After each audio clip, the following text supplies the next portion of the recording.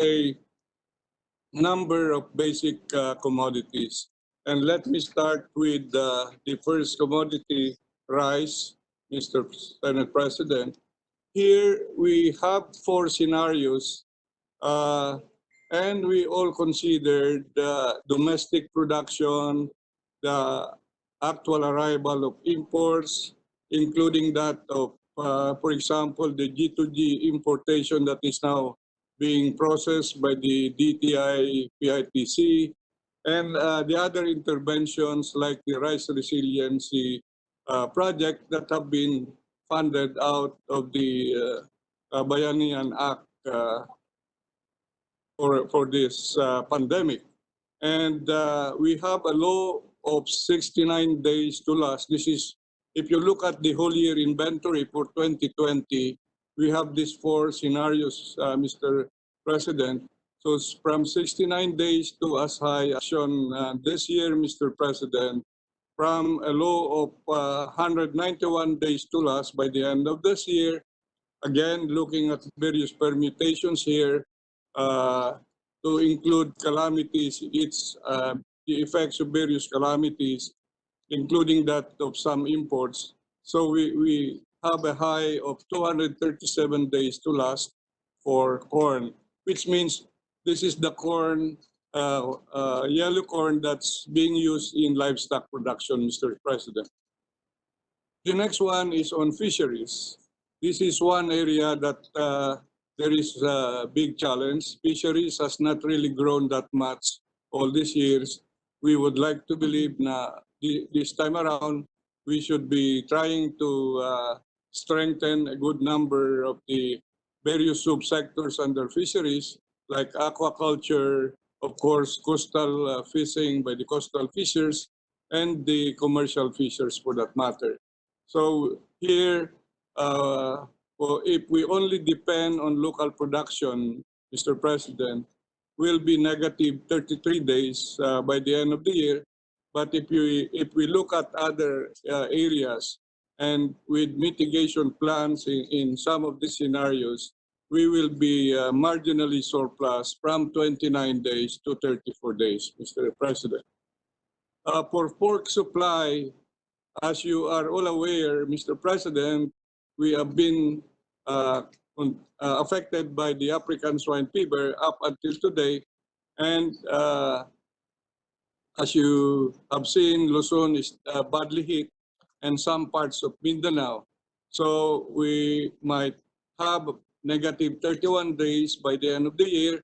But looking at interventions from reprogrammed budget, we are hoping that in ASF-free areas, we can revive the hog industry so that we can have about 40 to 80 days to last by the end of this year.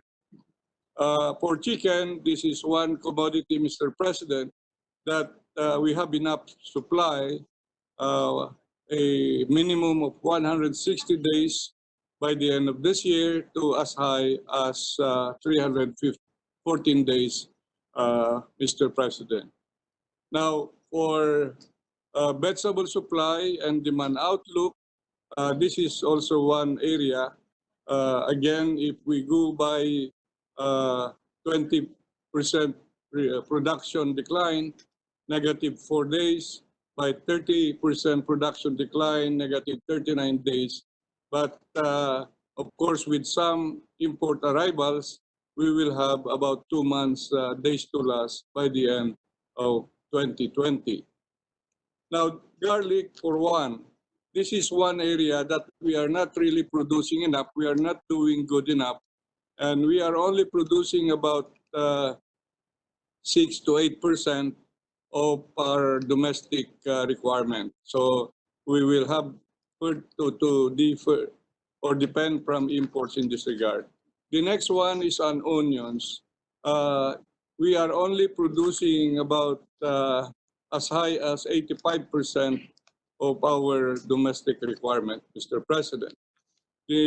So in general, again, to summarize, the food sufficiency outlook, this is the best scenario for the various basic commodities 94 days for rice, 237 for corn, 34 fisheries, pork 80 days, chicken 314, vegetables 67 days, negative 190 days for garlic, onion negative 15.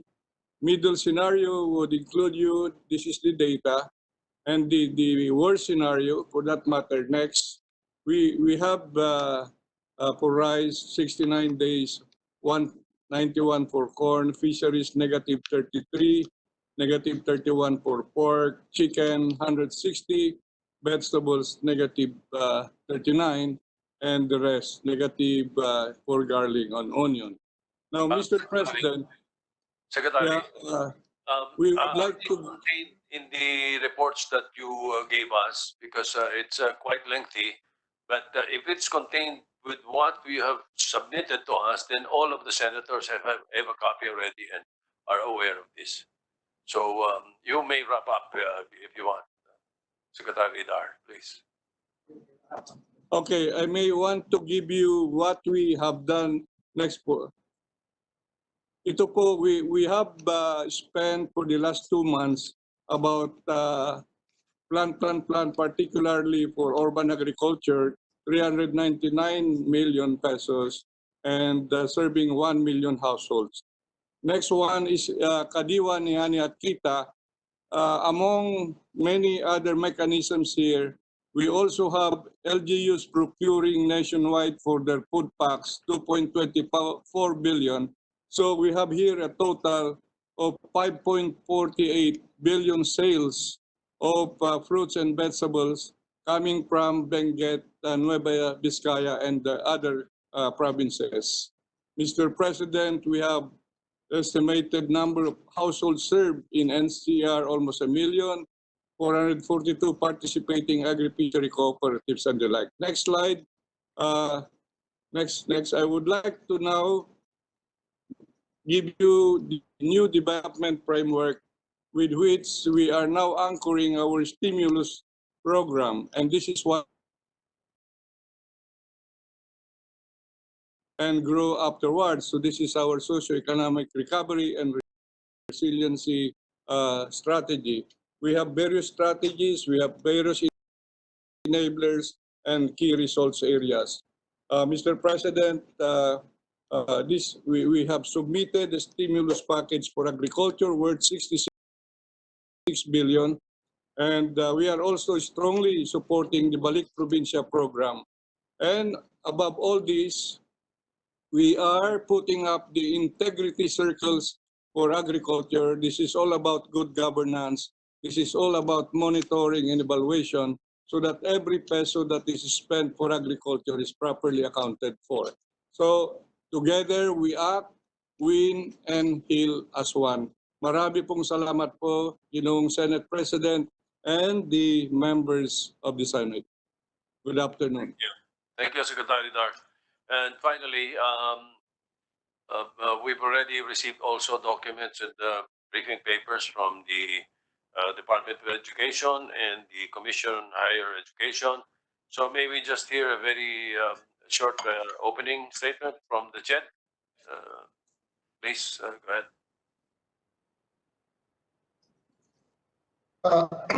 Thank you, Senate President, other members of the Senate, my colleagues in the Cabinet.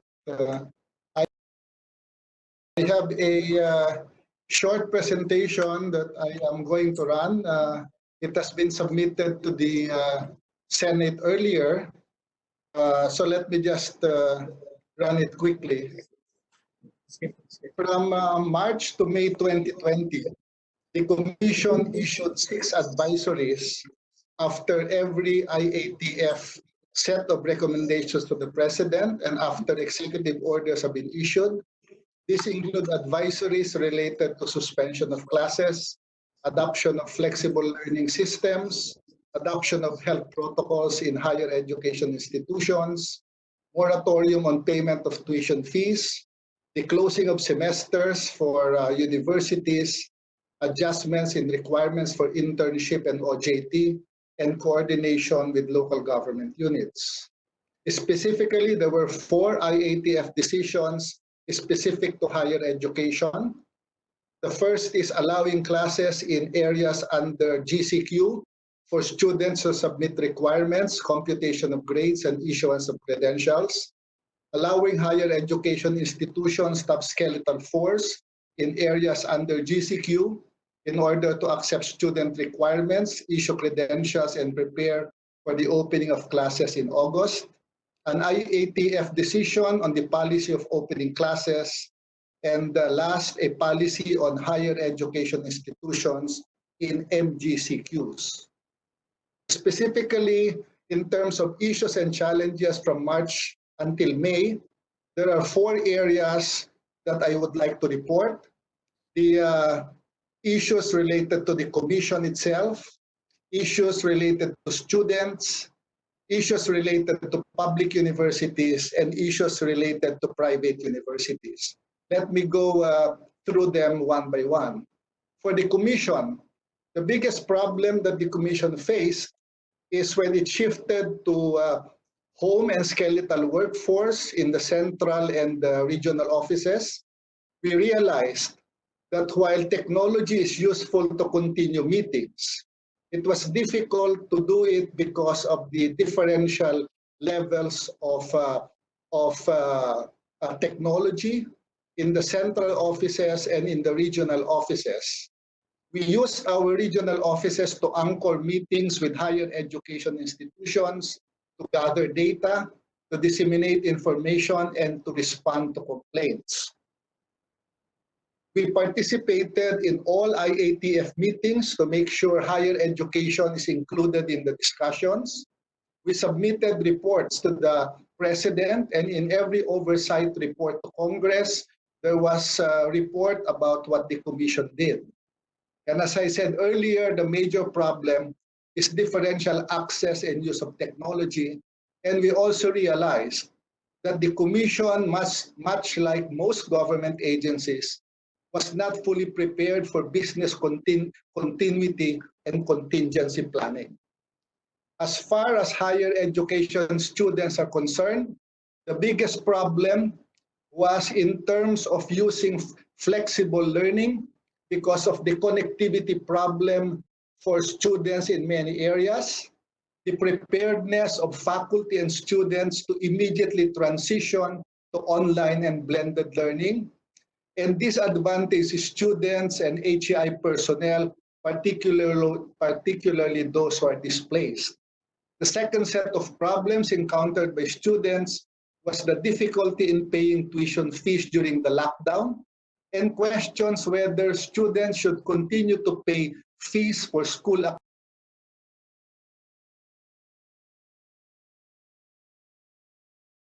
activities that did not happen.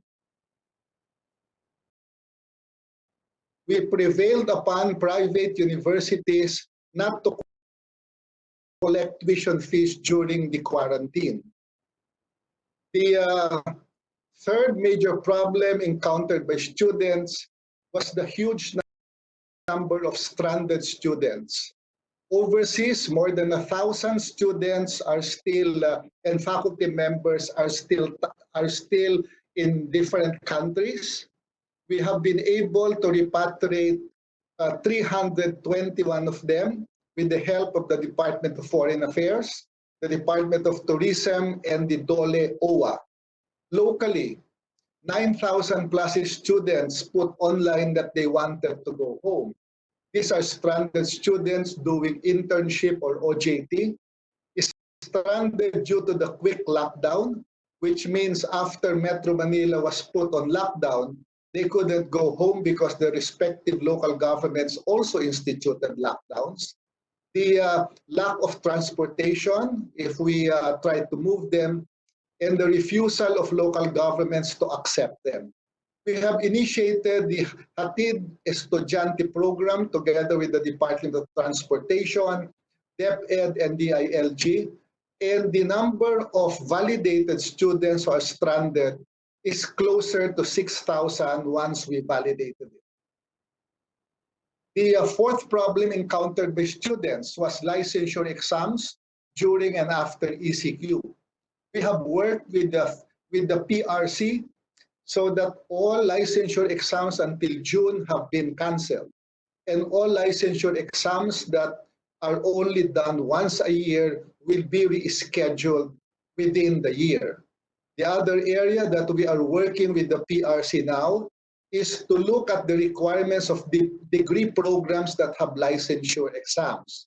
Because of the shortened semester, some of the requirements to graduate for certain degree programs that have licensure exams have to be adjusted accordingly. For public universities, during the quarantine, most public universities produced COVID-related products for frontline workers, for local governments, for government agencies, and local communities.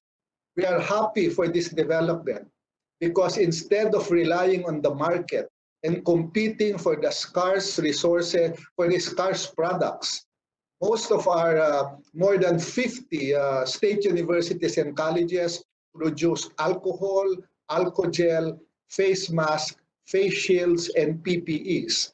So they were able to give this free of charge to our frontline workers and local governments.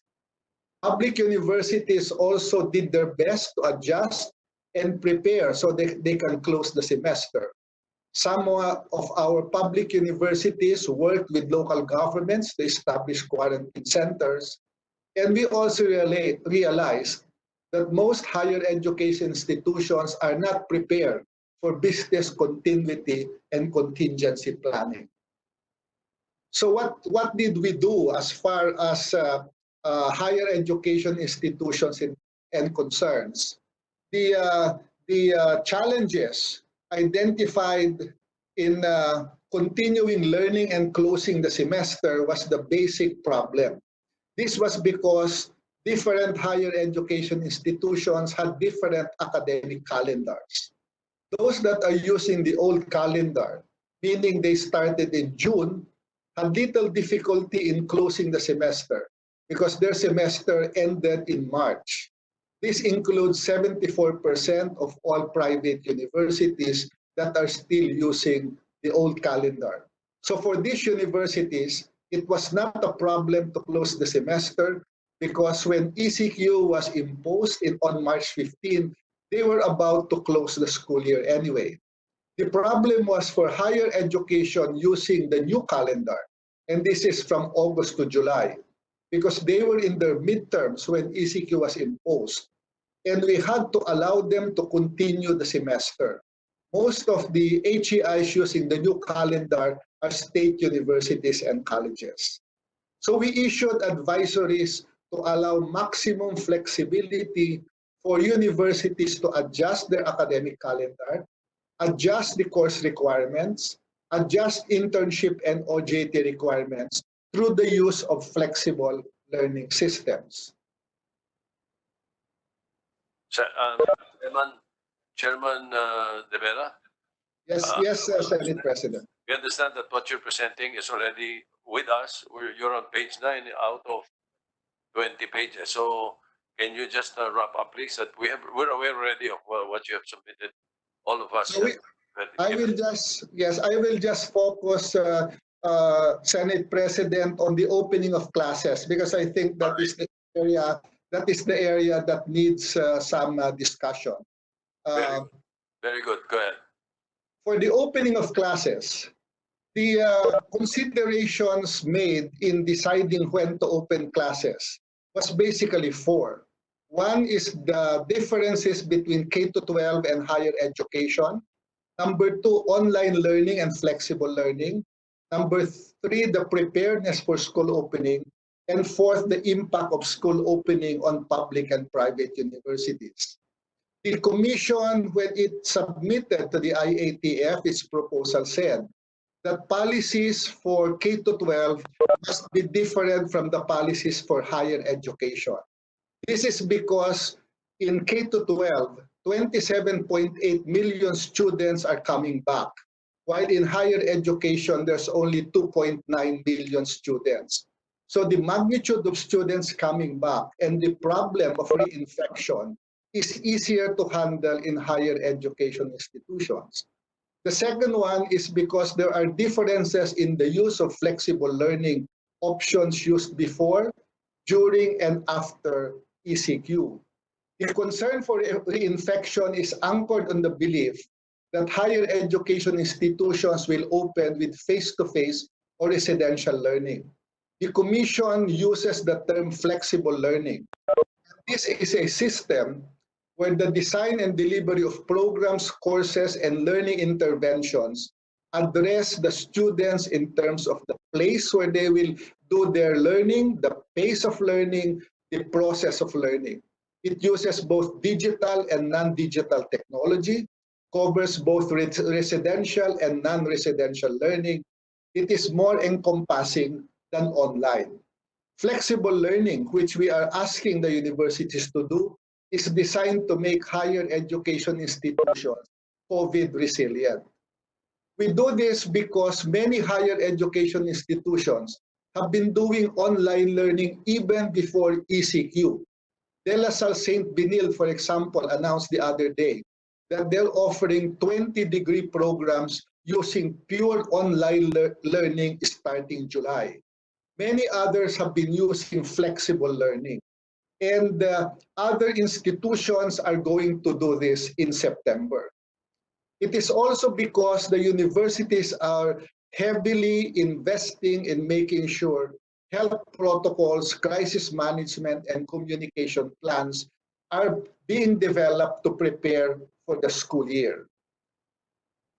The policy, therefore, that we proposed and which was adopted by the IATF was to adopt a rolling opening of classes based on education delivery mode, compliance with health protocols, and situation on the ground. HEIs using full online education can open anytime. Those using flexible learning system can open in August 2020. Those that will use significant residential or face-to-face mode can open in September or even later. There will be no full residential classes until August. Private universities are being encouraged to change their academic calendar and open in August, and everyone must comply with all required protocols. And the Commission will review conditions on the ground and continue discussions with higher education institutions until the opening of classes. So, Mr. President, those are the highlights of what we are going to do between now and the opening of classes. Thank you. All right, thank you very much, Chairman. There are a number of questions that I'm sure will be posed there. As a matter of fact, I have my own, but I will leave it to the members of the Senate because there are two senators who are very much interested, at least two. So they will be coming second and third in the list today. So first on the list is Senator Cynthia Villar. You are recognized. Senator Cynthia Villar, please proceed. Thank you, Mr. President. The first question I will ask is for the Department of Labor and Employment. The DOLE Dole. is there. Maybe know if Secretary Bello is here. Sabi nandyan siya. Diyan na, no? Nandiyan. Go ahead. You have 10 minutes, Senator Villar. What is the projected level of unemployment na ini-expect ng DOLE? Because I read a McKinsey study that there are 42 million workers in the employed in the Philippines, and the DOF projected 1.5 million ang malilay off. DOLE projected 2.5 million malilay off. But in McKinsey study, it's 24% of the 22 million employed by the private companies, which is around 5 million, and 21% employed by the SMEs na owner-owned. Kaya konti ang ma-unemploy kasi owner-owned. 11%, that's 2.5 million. So it's something like 7.5 million. So I just want them to comment if what is correct and what is wrong. Go ahead, Secretary Melio. Nadinig ba? Your Honor, can I have the question again, Your Honor? May McKinsey study na lumabas na pinanood ko that there are 42 million employed in the Philippines. Sabi nila 24% of the 22 million na employed by the private sector will be laid off. So that's around 5 million. And then 21% of the SMEs or owner-owned company na 21 million, 11% ang malilay off. So if you add them, that's 7.5 million. Ang projection ng DOF, 1.5 million. Ang projection mo, 2.5 million. Eh, ang kanilang projection, 7.5 million. Sino ang tama dito? Your Honor, yung 2.5, 2.6 million is not an estimate, Your Honor. That is the actual number of workers displaced either because of temporary closure or because of the flexible work arrangement. But our estimate, Your Honor, our estimate is that we may go as high as 5 million, Your Honor. Oh, but ang estimate nila is 7.5 million. 5 million from the private sector and 2.5 from those owned by the owner-owned or SMEs. So may conflict kayo. So I guess I will give you the McKinsey study and maybe you can review if there will be what will be correct, diba? I'll send you the McKinsey study because it is higher. Now my next question is, nakita ko doon sa study ng DOF, magkakaroon tayo ng emergency employment, diba? Para ma-cover natin yung mga ma-unemploy during this recession. Okay? So anong level of emergency employment ang ibibigay nyo because of this recession? Yes, Your Honor. Actually, we were able to provide emergency employment, Your Honor, to about 335,000 workers, Your Honor. These are the informal workers, Your Honor. Eh, pero ang projection is 5 million. Ikaw, ang McKinsey, they projected 7.5 million. Eh, ano gagawin ng the rest of the people? Ang problema kasi, Your Honor, is that while we projected a bigger number of informal workers to be affected by the COVID pandemic, ang problema, Your Honor, is that we ran out of fund allocation. And that is... Ikaw, I will ask your opinion.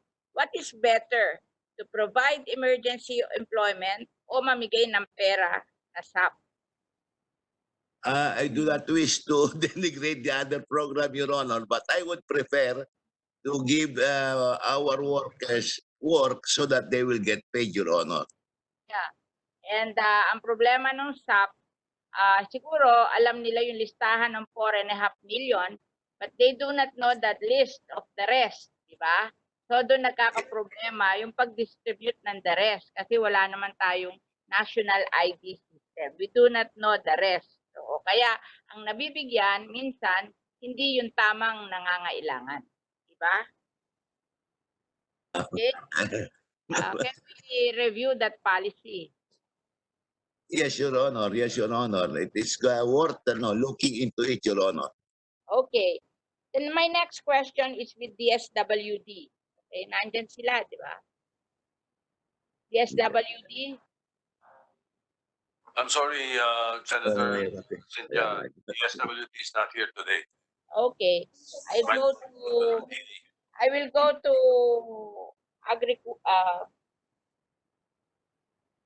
DTI. DTI. Yeah, is here, Secretary Lopez. My question, kasi ngayon,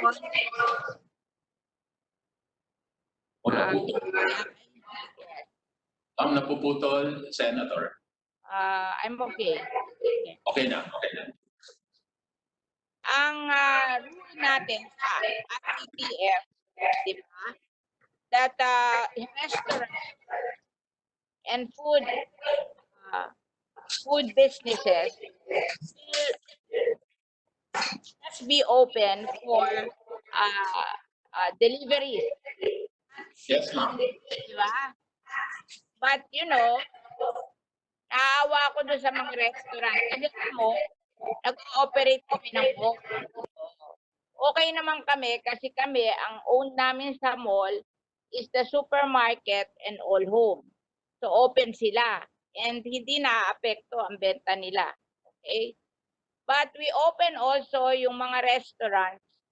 Walang nakain sa restaurants. Kasi maraming restaurants, hindi sila magaling sa delivery. Magaling sila sa sit-in.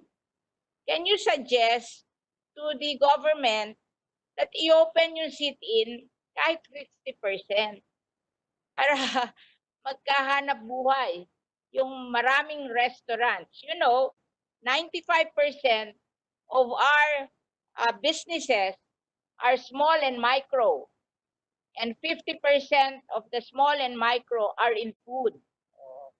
So pag hindi nyo buksan kasi kahit partially ang mga sit-in sa restaurant, magde-declare lahat sila ng bankruptcy. So I just want to inform you that malaki problema ng mga restaurant. And because of that, there is a finding doon sa study din na pinadala sa amin na yung production of agriculture, 65% lang ang naipagbibili and 35% hindi na naipagbibili kasi nawala yung market nila. So it's just a suggestion to the DTI, and what is your opinion about it?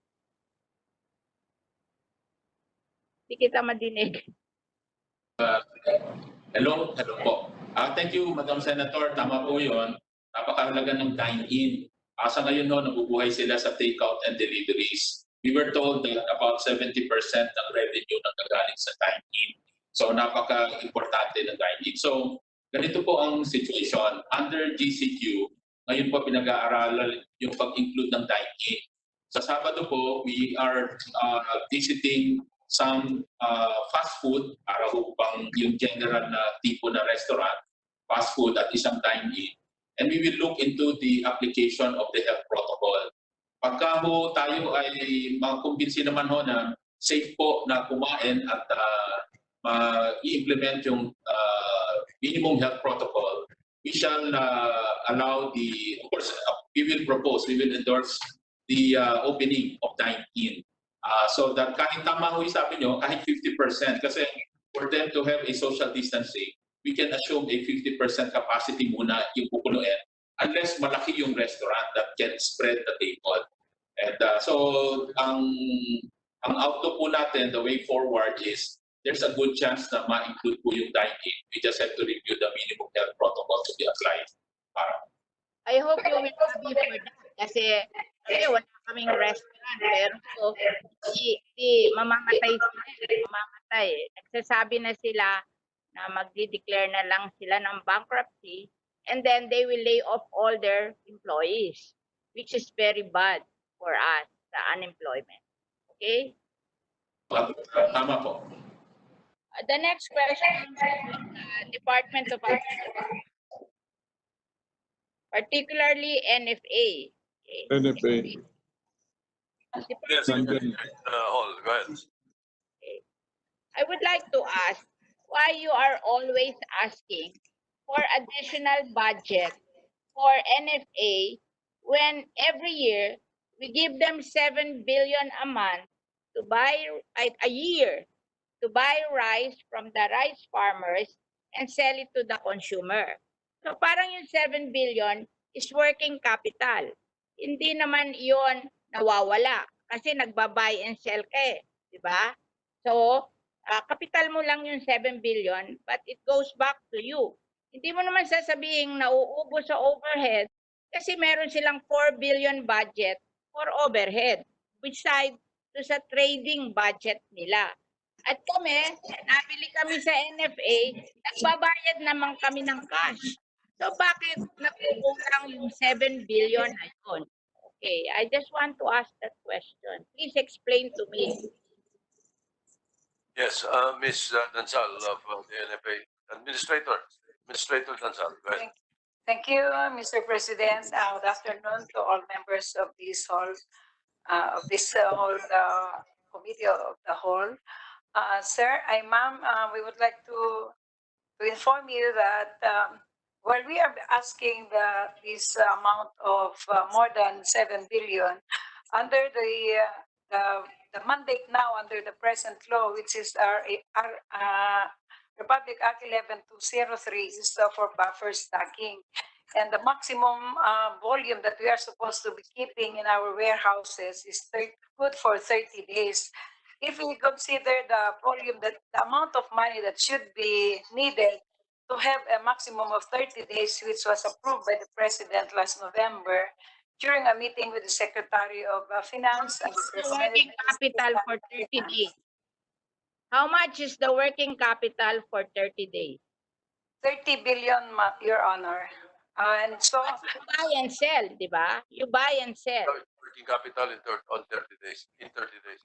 30 billion, Your Honor, for the procurement only of a 30-day buffer stock. So the 7 billion that is given to us to purchase billion. But you are given ever since 7 billion a year. At hindi nyo binabalik yan sa gobyerno. It's always there with you. Ilang years na yan. I've been a chairman of the Senate Committee on Agriculture. I started in 2013. That 7 billion a year na working capital. Hindi pa nyo naipon yung 7 billion na yon dahil working capital naman yon. Hindi naman yon gastos. You buy and sell. So kung 7 years ka na may 7 billion, that's 7 times 7, that's 49 billion. Yes, Your Honor. However, as I have said earlier, that the amount is used, of course, to procure palay, which is only good for 7 days for the 7 billion. And then we also... I'm telling you, we've been giving 7 billion a year.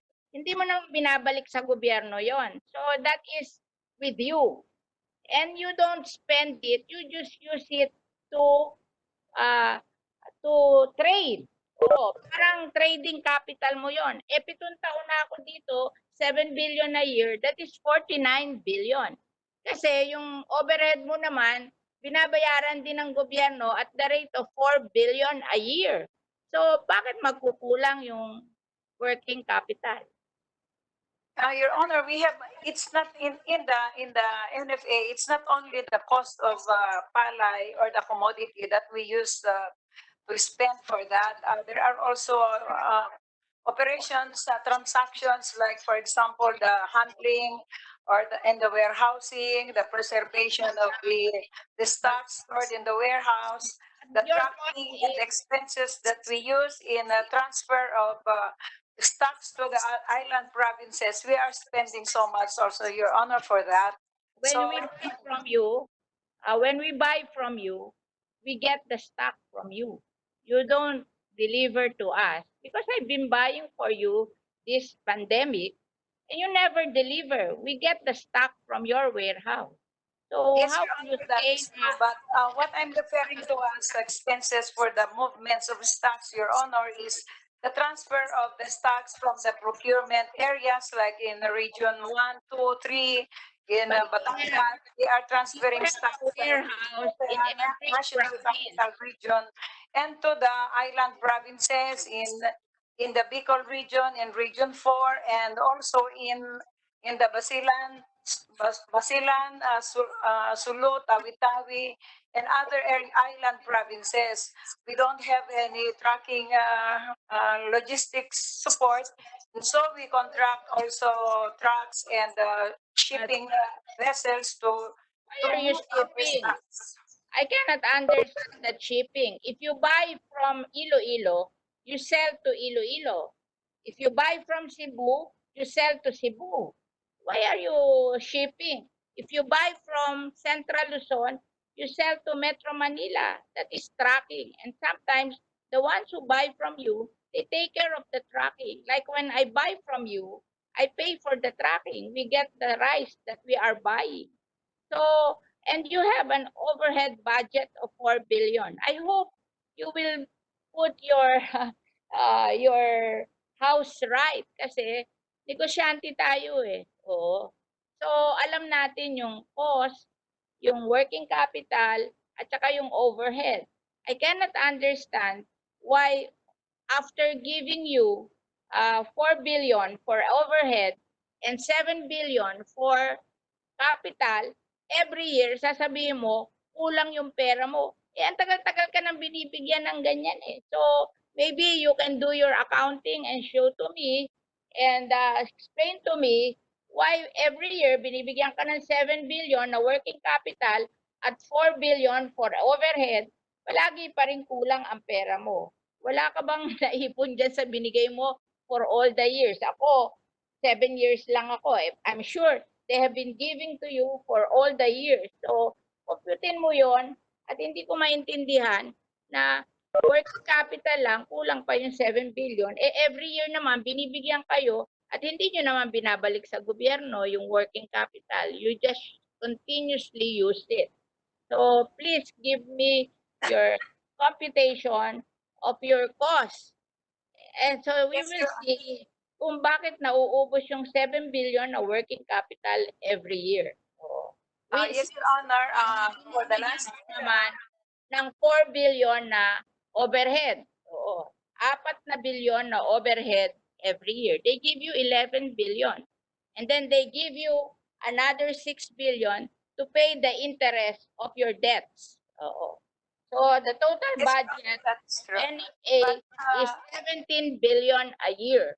So please explain to me how you use that money and every time may usapan, kulang pa rin yung pera. Okay? Your Honor, we use that money to procure, and then the amount in the 7 billion that the cost that we need in our operational transactions, as I have said, there are a lot of island provinces in the country, and that all island provinces are producing rice. And like, for example, as I had mentioned, that in the procurement area in Luzon, we only have the Camarines Sur in the Bicol region, and the Mindoro areas in Region 4, and Karen Valley, Sabela, Nueva Vizcaya, When Nueva I Ecija, study Pangasinan, Luzon. We are moving our stocks to Metro Manila, Your Honor. If you can see the movement of stocks that we are doing from these areas to NCR and to the island provinces, we spend so much amount in the transporting of these stocks. Not a single, not all the businessmen and grains, Your Honors, are moving stocks in those island provinces. Like, for example, in Batanes alone, and there's many islands like in summer areas where we have the Fisheries and they have the typhoon, Your Honors. We are moving stocks from Region 4, and we are spending this much in the transfer of our stocks to the areas that need this support from the government. Not all those rice. Administrator Dansal, please listen to me. Administrator Dansal, please listen to me. I analyzed the production of rice all over the Philippines. Yung production ng Kamsur will only go to the Bicol region. Kasi, no, I studied that. Yung production ng Kamsur will cover the Bicol region. Yung production ng Region 4B will go to Batangas. Yung Southern Luzon. Yung production ng Central Luzon will go to Metro Manila. Hindi sila kailangan mag-transfer sa ibang lugar. Yung production ng Iloilo will go to Region 7. Oh, iminatch ko na yan eh. Nakita ko na yan eh. O ano ang need nila, ano ang production nila. You don't have to transfer islands because yung production ng Iloilo will cover yung Region 6. And maybe yung Region 7 will cover Region 7. Yung North Cotabato will cover Region 11. They don't have to leave the region. They have the production that will cover the needs of their region. If you match, they will match. Kaya huwag mo sabihin sa akin na dadalhin mo sa Metro Manila yung galing sa Visayas. Hindi. Yun ang consumption ng Region 6, yung production ng Iloilo. Your Honors, Pag-aralan mo yung iyong negosyo. You don't have to transfer from one region to another. Kasi yung production ng region, enough for their region. You don't have to transfer. I guess we will go on and you will answer, but please put it in writing. I would request Secretary Dar to help her put this in writing and explain to me, because I cannot understand why we give 7 billion a year to you for working capital, and still sasabihin mo na kulang yung 7 billion, hindi naman mo binabalik sa amin yung 7 billion na yon. Yung pinagbentahan. Nasa inyo. Oo. So, Right. I don't want to argue here kasi hahaba tayo. We still have questions, but maybe you can explain to me in writing because I cannot understand. Okay? All right, Yes, Your Senator Honor. Villar, thank you very much. Your time is up. But Very following the logic that you mentioned earlier, yes, sir. Administrator Tansal, para lang mas malinaw, kasi para makakuha din natin ang punto ni Senator Villar, doon sa 7 billion ninyo every year, magkano bumabalik sa inyo? Your Honor, yung 7 billion a year ay ginagamit din namin because we roll over the money that we used to procure in last year.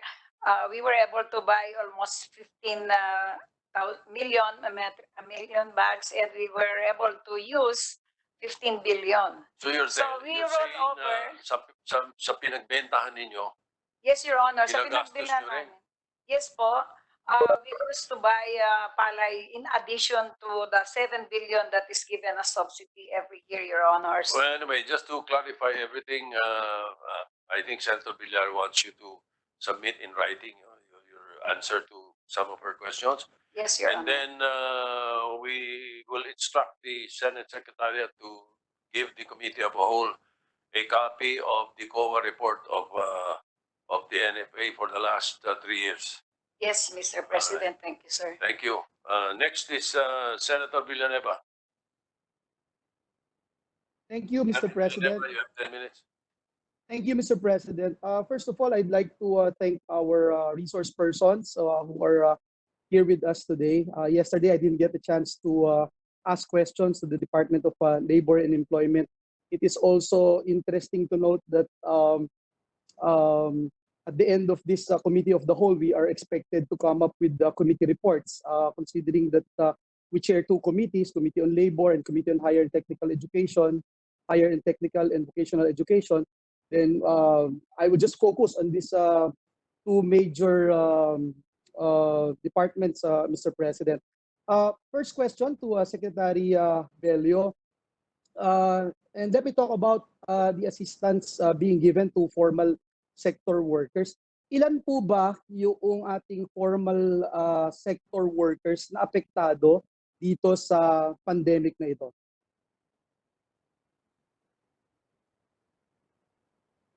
We can hear you, sir. Yes, Okay po. Your Honor,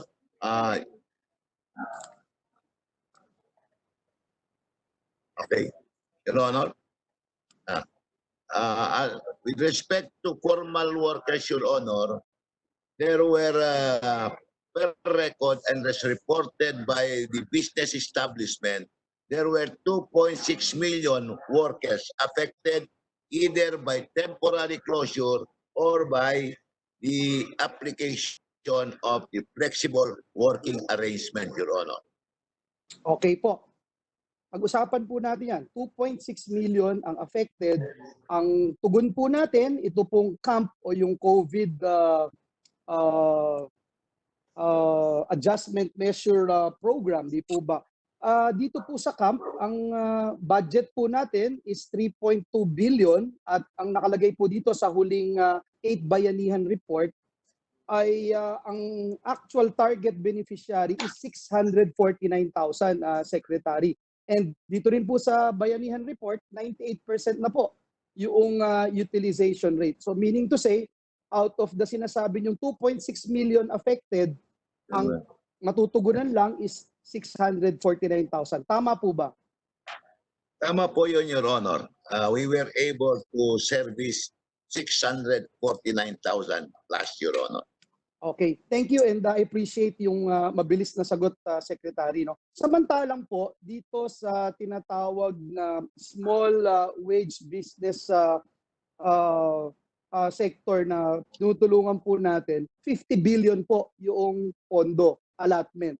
Dito ho sa camp, 3.2 billion lamang. And I think it's important to note na magkaiba po ito sapagkat yung sa camp ay para doon sa broader group of formal workers, pero dito sa small business